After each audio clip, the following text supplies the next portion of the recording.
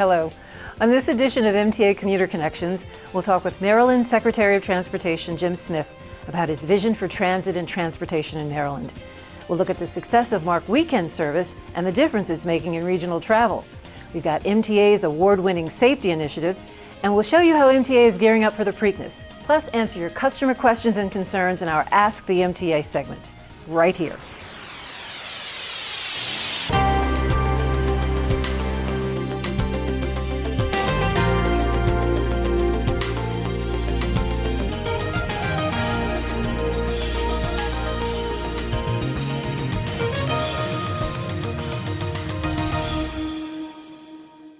I'm Paulette Austrich.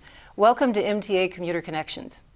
1 year ago this month, Governor Martin O'Malley appointed Jim Smith to the top position in Maryland Transit as the state's 13th Secretary of Transportation. In this position, Mr. Smith leads one of Maryland's largest cabinet departments. The Maryland Department of Transportation, or MDOT, directly touches the lives of most citizens in Maryland in some way, be it cars through the efforts of MVA and SHA, rail and bus at MTA, or the skies and the Port of Baltimore through the efforts of the Maryland Port and Maryland Aviation Administrations. Jim Smith is responsible for it all, and we're pleased to have him with us today to discuss Maryland transit and transportation initiatives. Hello, Mr. Smith. Nice to see you. Nice to see you, Paulette. You were appointed Transportation Secretary by Governor O'Malley last May. Right. What's the past year been like for you? It's been very exciting and power-packed. It really, this is a great time to be part of Maryland's transportation history because the legislature and with the leadership of Governor O'Malley and Lieutenant Governor Brown passed the Transportation Infrastructure Investment Act in 2013, which brought in additional revenues, $4.4 billion in additional revenues over the next 6 years into the Department of Transportation. So it has enabled us to really look at a whole raft of projects that were just stymied. Did your experience in local government as Baltimore County Executive and a member of the County Council help? Oh, absolutely. In fact, I think my best preparation for this job was serving as Baltimore County's executive because number one, putting people in the right places, and actually most of the people were already in the right places. I made some changes. And then really managing the big portfolio that you just referred to in your opening comments, and you do that really through the people that are working with you, and dealing with all the levels of elected officials. Sure. Because, for example, the General Assembly is the organization that passed the Transportation Act, which made all of this possible. So, I mean, you have to coordinate with the governor and the lieutenant governor, the president of the Senate, the speaker of the House, our federal delegation, Senator Mikulski and Senator Cardin, and our congressional delegation. Then you have all the chairs of all the committees in Annapolis. Then you have the members of those committees, and then you have all the rest of the General Assembly. But then you go on to the counties, and you have the county executives, and the county councils, and the county commissioners, and the mayors, and the city councils. So, they're all those that have a terrific interest in transportation infrastructure for their constituencies, for their communities. Speaking of transportation infrastructure, you became Transportation Secretary immediately following the passage of the Transportation Infrastructure Investment Act of 2013. Right. What does that act mean for the general public? Oh, it means a lot for them. It means that they're going to get to where they want to go, whether it's work or whether it's recreation, more timely and more safely. They're going to have transit options that weren't previously available to them. It means that the red line and the purple line transit projects are going to happen. It means that there'll be 57,200 jobs for Marylanders that didn't exist prior to the passage of that act, because that's That's the number of people that are going to be employed in order to move these infrastructure projects forward and to be employed by the private sector, which is going to respond with projects of their own as a result of having the infrastructure in place. It means that the BWI Marshall Airport is going to be able to meet the surging need for international travel because they're going to be able to expand. The Port of Baltimore is going to be able to grow even more with respect to being able to accommodate international container cargo and the big Panamax ships that are going to be coming through the Panama Canal in early 2016, late 2015. It means so much to the people of our state. I understand that the Purple Line and Red Line recently got some exciting news from President Obama. Oh, they got support from the top. President Obama included in his budget proposal for 2015 a full funding guarantee recommendation for $900 million for the Purple Line and $900 million for the Red Line, and put in his 2015 budget $100 million in each category for each of the projects. Has $200 million.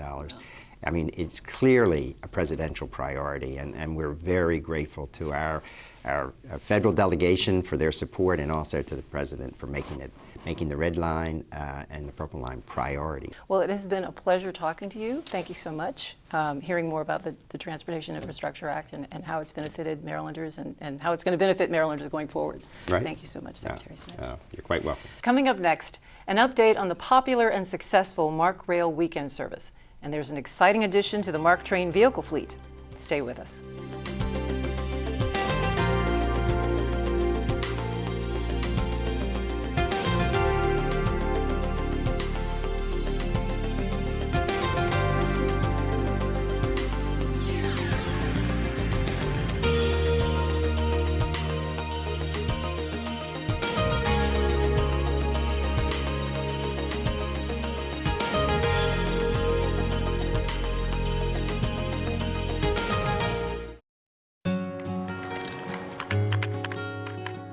I wish I was in school.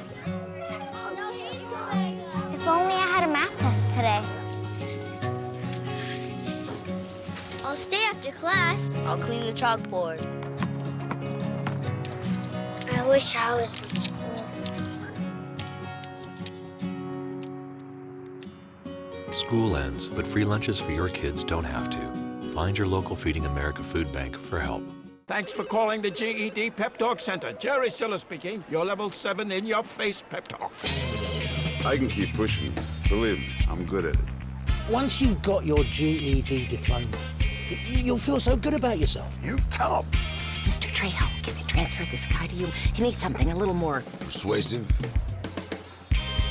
yes. Whatever motivation you need, we've got a pep talk for you. Get your GED pep talk and find free classes at yourged.org.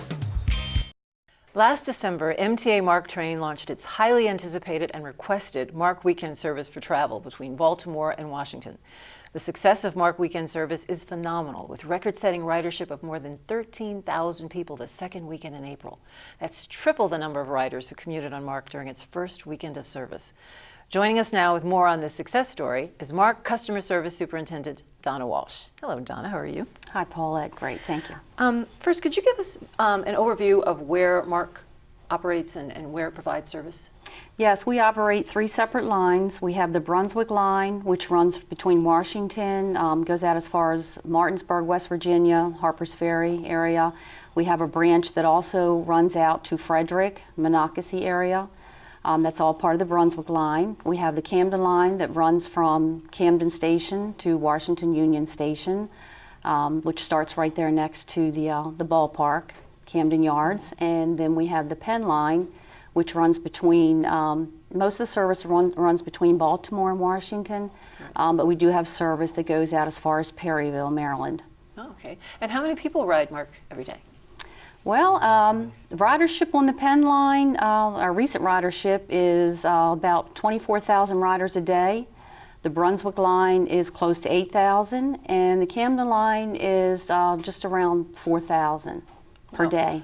And how important is MARC service to commuters in Maryland and the surrounding states? It's very important because we do have a lot of commuters that actually travel from Pennsylvania, Delaware. They usually ride up to the Perryville station, and then that way they can get on the train and have a nice relaxing hour-and-a-half ride to DC. They take naps, or they'll work on the train. And then the same thing with the Martinsburg, West Virginia folks. They have a 2-hour ride, so that gives them the opportunity to be able to relax and have a relaxing ride to work, as opposed to being out there driving on the roads, especially like with 270 with all the traffic congestion. Sure. So, at the top of the show, we talked about the wildly successful MARC Weekend Service. When did that service begin, and what are the ridership numbers now for MARC Weekend Service?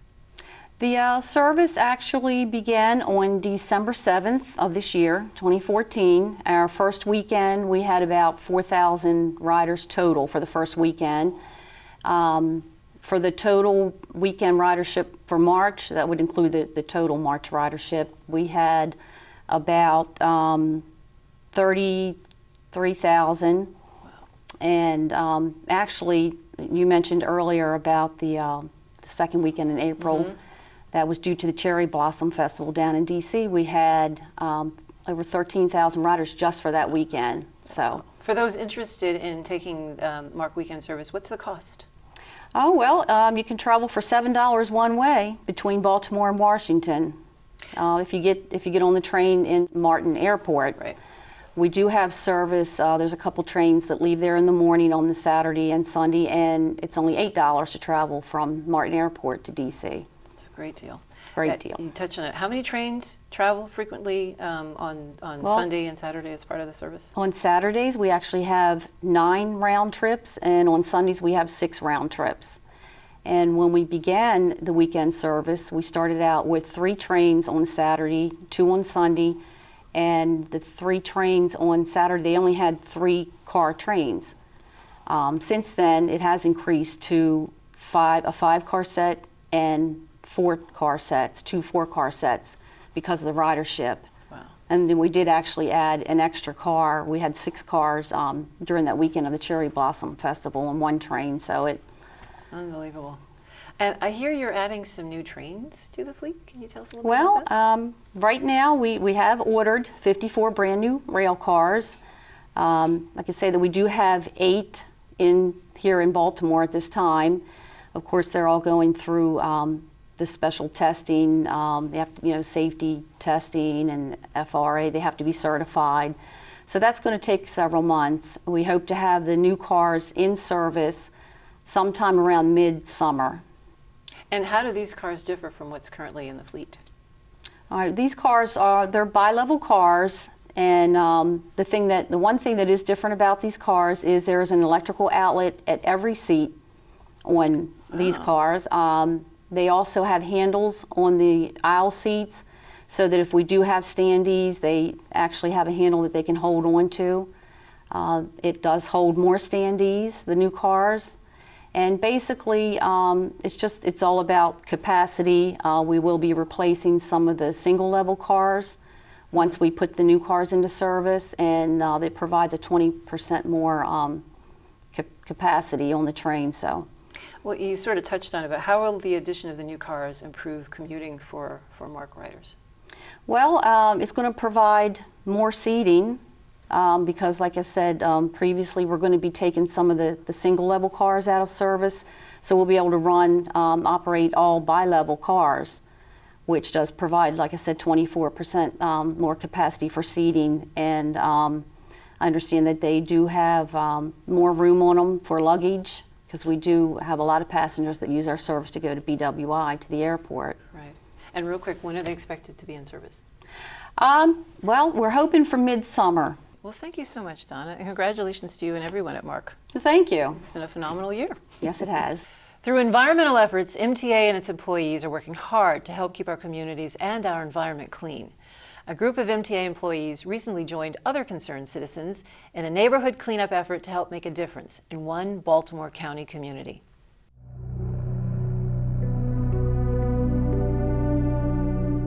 According to estimates, tons of illegal garbage is dumped in our communities. They end up in landfills or incinerators, or may be dumped into backyard soil or into small streams. When disposed of improperly, those wastes can poison the air, soil, water, birds, fish, mammals, and even people. We're fading out through the neighborhood, into the parks, the streets, the alleys, and we're going to pick up bulk items. And in the parks, we're going to clean up along the streams, picking up trash, anything we can get that doesn't belong there, we're going to get it out as much as we can. But thanks to volunteers of the St. Helena community in Baltimore County, efforts to reverse that problem were underway as they tackled a cleanup project in Dundalk. Organizers of the cleanup said the dense wooded area was used by homeless people as a campground. Among the volunteers were members of the MTA Red Line team. The Red Line is very interested in environmental sustainability issues, and within our own project team, we are looking at efforts like tree plantings and restoration of wetlands and mitigations of that nature. And so this kind of ties into our project. We're always just looking for opportunities where we can partner or assist the community in their cleanup efforts of the environment. Phillips hopes the semi-annual event will become monthly. Just be responsible, show a little bit of common sense. Just, you got to live here. Don't live in a pigsty. It doesn't make sense. Coming up next, a look at MTA's award-winning safety initiatives and a look at a few other agency efforts designed to help keep our environment green and clean. Stay with us.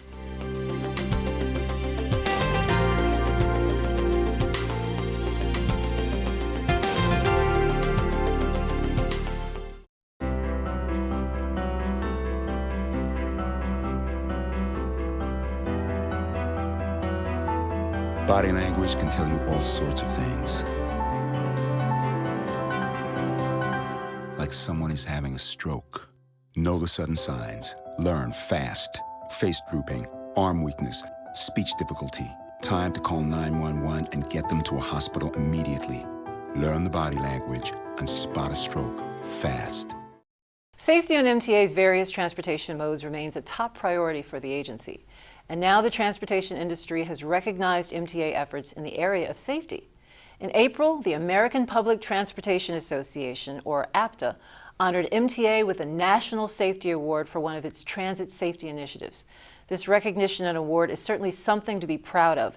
And MTA Chief Safety Officer Bernadette Bridges joins us with more on the honor and her department's strong efforts in safety. Hello, Bernadette. Nice to see you. Hello, Paulette. Tell us about this recognition and award for MTA's safety efforts. Well, our administrator had asked us to put together a safety task force because we were having a lot of operator assaults on buses. So what we did was put together a team of employees, our external stakeholders like Baltimore City Public School System, the circulator, Baltimore City Circulator Bus, our maintenance department, our police department, transportation, and actually some of our union employees as well.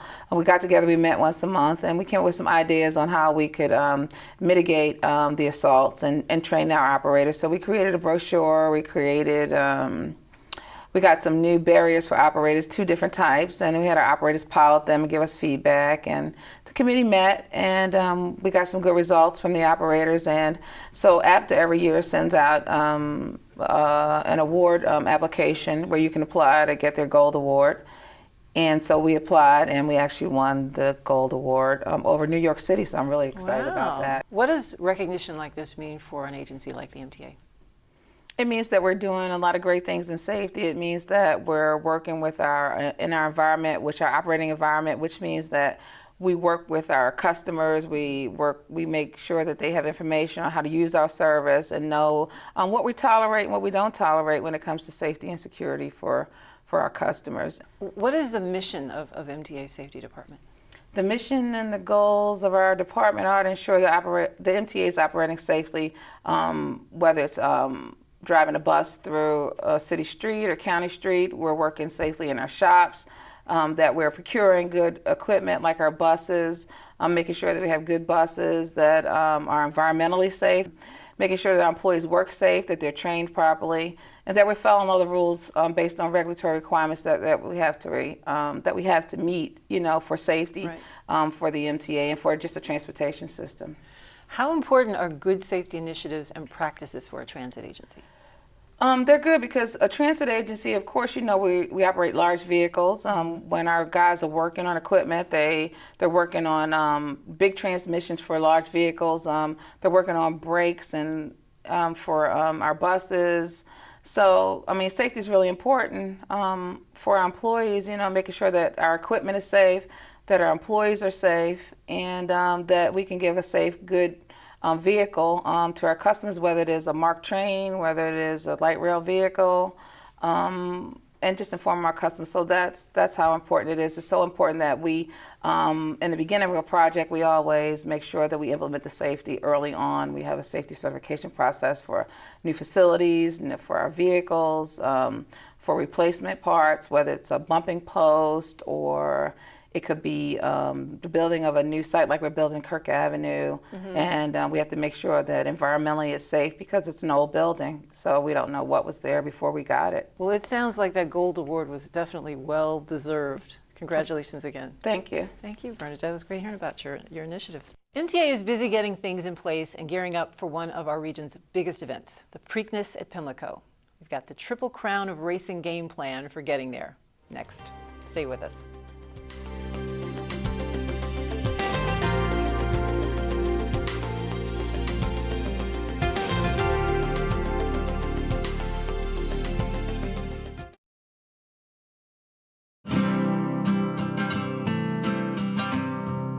Every day across America, excess food is gathered by a network of good people at local food banks, giving hope to millions of children who struggle with hunger. They've earned their wings, and you can too. Together, we can solve child hunger. Support Feeding America and your local food bank at feedingamerica.org. Each third Saturday in May, the eyes of the nation and the world turn to Maryland for the running of the second jewel in horse racing's Triple Crown, the Preakness at Pimlico. Large numbers of people are expected for this year's event, and MTA has your Triple Crown game plan for getting to all the races and all the fun. Joining us with your transit options for travel to the Preakness is Manager of Light Rail Operations Control, Cynthia Lewis. Hello, Cynthia. Hi, how are you? I'm good, to thank see you. When is the Preakness? It's Saturday, May 17th. And how early will MTA Preakness service begin on Preakness Day? Our service will start at 8 o'clock a.m. And what are the transit options for getting to the Preakness with traffic congestion and parking issues related? We have several options. The first option is the park and ride lot at Poly Western. You can park your car there for free, and you can take the shuttle service from the lot to the Preakness Stakes. The second option would be light rail. You catch light rail from either end, get off at Cold Spring Station, and there'll be a shuttle bus waiting for you. There's also an option, the Metro Rail service. You catch the Metro Rail from either end, get off at Rogers Avenue, and there'll be a shuttle bus to take you from Rogers Station to the Preakness Stakes. And you can also catch local bus service.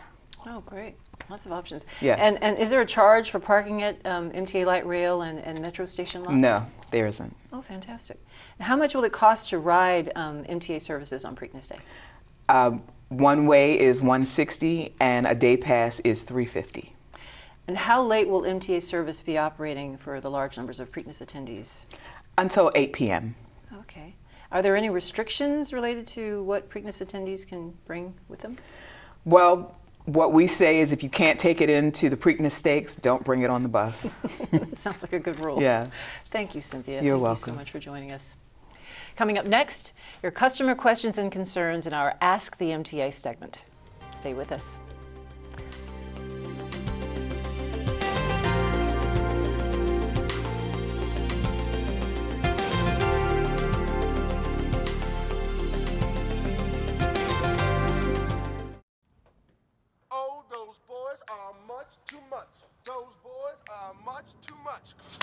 We got the spirit. We're hot. We can't be stopped. We got the spirit. We're hot. We can't be stopped. We're gonna beat them and bust them. The smallest moments can have the biggest impact on a child's life. Get a little bit rowdy. R-O-W-D-Y. Take time to be a dad today. Call or visit fatherhood.gov to learn more. Michael Adams?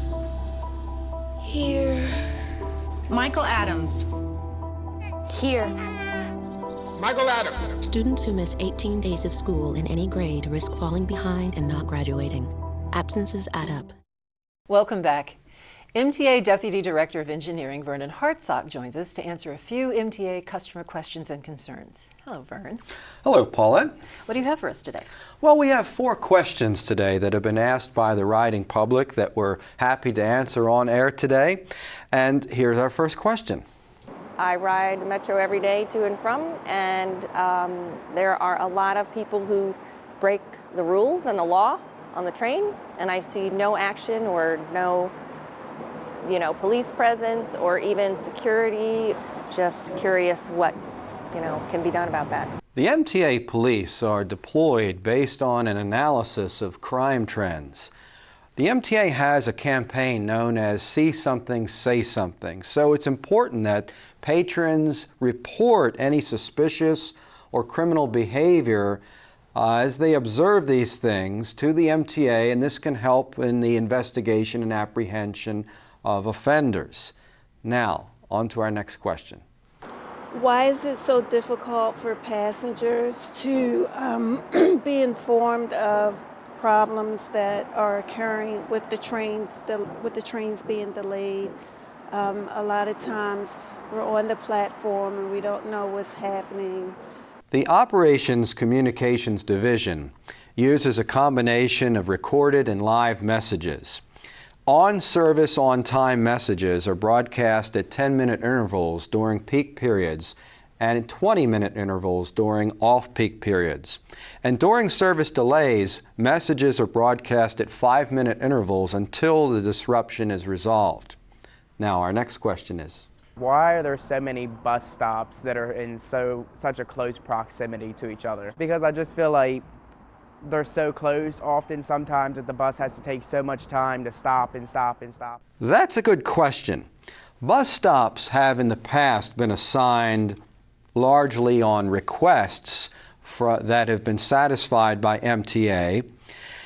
Currently, bus stops are assigned based on service requirements such as transfer points or accommodating ADA transfer locations. In addition, there are trip generation points such as schools, hospitals, other facilities, shopping centers at which we place bus stops. The MTA currently is undergoing a study called the Bus Network Improvement Project. This will analyze our bus stops throughout our entire service area and make it more efficient by reducing unnecessary bus stops and making our service operate in a more effective manner through the region. Now, our next question. When I get on the light rail cars, why is it so cold at 6:30 or 7 o'clock in the afternoon? I just want to know why is that? This is because of the operation of the air conditioning system, which operates at this time during the fall and spring months of the year. The condition is created when the trains are actually activated 2.5 hours before this 6 a.m. period. Therefore, they still retain the cold temperatures at this point due to the low volume of riders. However, the MTA right now is undergoing a major overhaul to all of our light rail trains, and they will all receive new state-of-the-art climate control systems that should resolve this problem. Now, if anyone has any questions to ask the MTA, we'd be happy to answer them on this program. Please convey them to us via email or through social media such as Twitter and Facebook. So when does this climate control portion begin? It's part of what's taking place right now. The cars currently are undergoing their overhaul, and all of the light rail vehicles will receive these upgrades over the next few years. Wow, that's great. Good news. Absolutely. Thank you. Good seeing you, Vern. Thank you. Thank you. Well, that brings us to the end of another Commuter Connections program. Thanks for joining us. We'll see you next time. Take care.